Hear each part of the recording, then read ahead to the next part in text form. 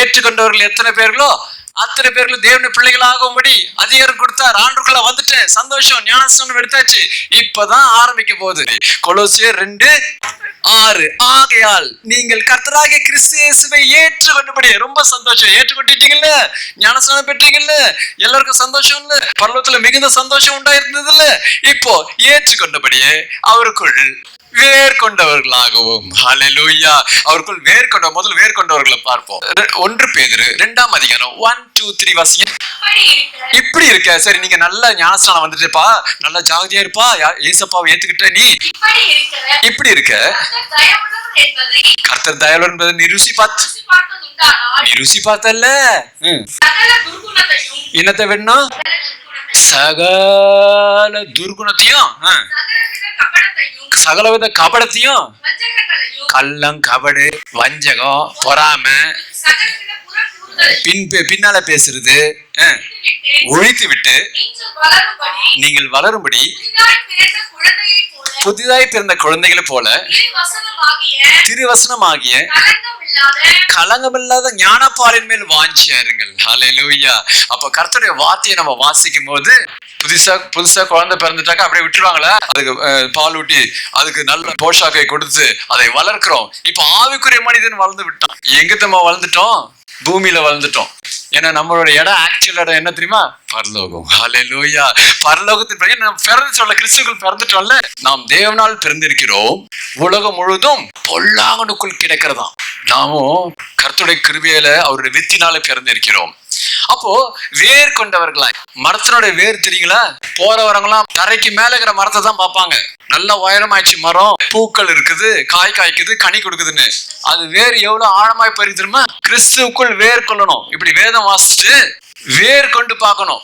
ஊர்ல போய் கணம் தேடி பார்த்தா அந்த கணத்தை வட்டா இருக்குல்ல, அந்த சைட்ல எல்லாம் வேர் எட்டி பார்க்கும். அந்த தண்ணீரை தேடி வருது. நம்ம ஜீவ தண்ணீரை தேடி தேடி தேடி நாம் ஆண்டவருக்குள்ள பிள்ளையாக மாற எந்த அளவுக்கு நம்ம வேதத்தை வாசிக்கிறோமோ, அது மற்றவங்க வர எரிச்சல், கோபம், பொறாமை, வன்கண் எல்லாவற்றையும் இந்த வசனத்தை சொல்லி நாம் ஜெயிக்கலாம். ஹல்லேலூயா. இயேசு கிறிஸ்து சுபாவத்தை நாம் பெறலாம். ஆனா எதற்கு அகேன்ஸ்டா போகுது வேறு? வேர் போக போக கீழே போக போக வாங்க வாங்க வாங்க வாங்க வாங்க வாங்கன்னு மண்ணுங்கெல்லாம் கூப்பிடுமா? மண்ணு எதிர் நீச்சல் போடுற மாதிரி போராடணும். மண்ணு மாமிச கிரிகள். மண்ணுனாலுமே வேதத்துல மண்ணிலிருந்து எடுத்து மனுஷனை உண்டாக்கினாரு. நீ அப்படி தனியா சக்சஸா இருக்க முடியாதுன்னு ஊதுனாரு. மனுஷன் ஜீவாத்மாவானான். அந்த ஆத்மா இல்லைன்னா வெறும் மண்ணு தான். நமக்குள்ள தேவன் வாழ்ந்ததான் நித்திய ஜீவன். ஹல்லேலூயா.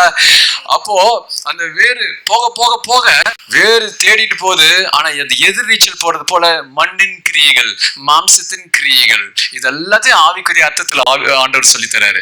மண்ணின் கிரியைகள், மண்ணின் சிந்தைகள். ஏன் இப்படி சொல்றோம்னா, மண்ணானவன் எப்படிப்பட்டவனோ மண்ணானவர்களும் அப்படிப்பட்டவர்களே.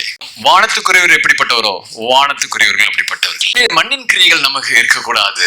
வேறு கொண்டவர்களாயும். அப்போ ரொம்ப எதிர்ப்பு இருக்கதான் செய்யும். ஆனா கிறிஸ்துக்குள் நம்ம வேர் கொள்ளணும். நீதி நிமித்தம் துன்பப்படுவர்கள் பாக்கியவான்கள், பரலோக ராஜ்யம் அவர்களுடையது. ஏன்னா உற்சாகமான வார்த்தை ஆண்டவர் சொல்லி இருக்கிறாரு. இந்த உலகத்தில் உங்களுக்கு உபத்திரம் உண்டு, ஆனாலும் திடன் கொள்ளுங்கள், நான் உலகத்தை ஜெயித்தேன். இடுக்கமான வாசல் வழியை உட்பிரவேசியுங்கள். கேட்டுக்கு போகிற வாசல் விரிவும் வழி விசாலமா இருக்குது. அதுல செல்லுகிறவர்கள் அநேகர். என்னப்பா சொல்லிக்கிற பாரு, அவங்க இத்தனை ஆயிரம் பேர் பாரு, அப்படி போனா வந்தான், டக்குன்னு இப்படி பண்ணான், அப்படி பண்ணிட்டான், அப்படி வந்துட்டான், அப்படி பெரிய ஆள் ஆயிட்டான். கர்த்தருக்குள்ள நீங்க கொஞ்சமா இருந்தாலும் கர்த்தர் பெரிய காரியங்களை செய்து காட்டுவார். ஹல்லேலூயா. இடுக்கமான வாசல் வழியாய் உட்பிரவேசியுங்கள். ஜீவனுக்கு நேராய் போகிற வழி நெருக்கமா இருக்கிறது. அதை கண்டுபிடிக்கிறவர்கள் சிலர். கண்டுபிடிச்சிட்டீங்கன்னு வைங்க, வசனத்தை வாசித்து இப்படிதான் ஆவியானவர் நடத்துறாரு. ஏன்னா ஆண்டரோட நெருங்கி ஜீவிக்க தான் அதனுடைய காரியங்கள் நமக்கு ஆண்டவர் சொல்லி கொடுப்பார். பவுல் சொல்றாரு, அவர் ஒரு சுவிசேஷம் சொல்லிட்டு மீண்டுமாய் திரும்பி வரும்போது அதே மக்களை பார்த்து சொல்றாரு. என்ன சொல்றாரு? அதே மக்களை பார்த்து சீஷருடைய மனதை திடப்படுத்தி, எதுல இருங்க? விசுவாசத்தில் உறுதியா இருக்கும்படி புத்தி சொல்லி,